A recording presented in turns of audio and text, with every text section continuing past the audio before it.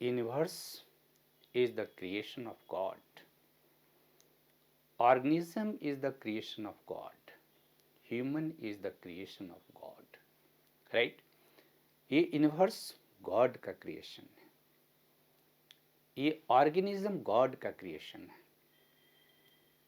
ये मैन जो है is the best creation of God है. That was the concept that was present in Christianity, Judaism, Islamism, and that was also present in Hinduism. Right? तो जब आप पढ़ेंगे पहले से कि ऑर्गेनिज्म कैसे इवोल्व हुआ, यूनिवर्स का क्रिएशन कैसे हुआ, so there was divine theory और देयर वाज क्रिएशनिस्ट थ्योरी, है ना. In our country, because we are traditional society, so still people believe that God is the creator of universe.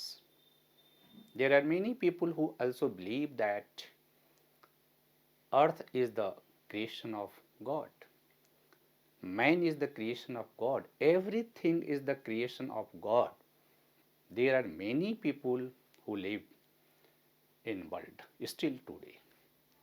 But basically in 19th century, some people or some scientists who started challenging the divine theory or Krishna's theory, and they were the people who changed the whole scenario related to evolution.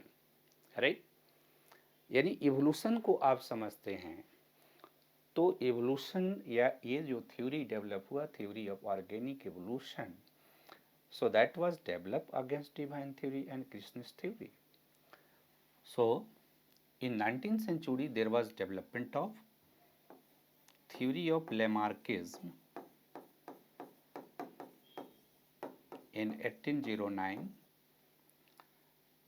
Darwinism or theory of natural selection in 1859, Mendel law of inheritance in 1865, germ plasm theory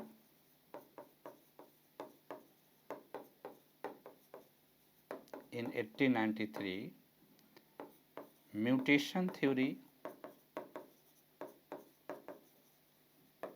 right, 1900, and there are various theories proposed by different anthropologists and scientists for the explanation of organic evolution. Right? There was development of population genetics, there was development of Hardy-Weinberg law in 1902, civil right who proposed concept related to genetic drift. So in the light of this important theory, we are able to understand about the process of organic evolution. So these theories are very important for the understanding of organic evolution,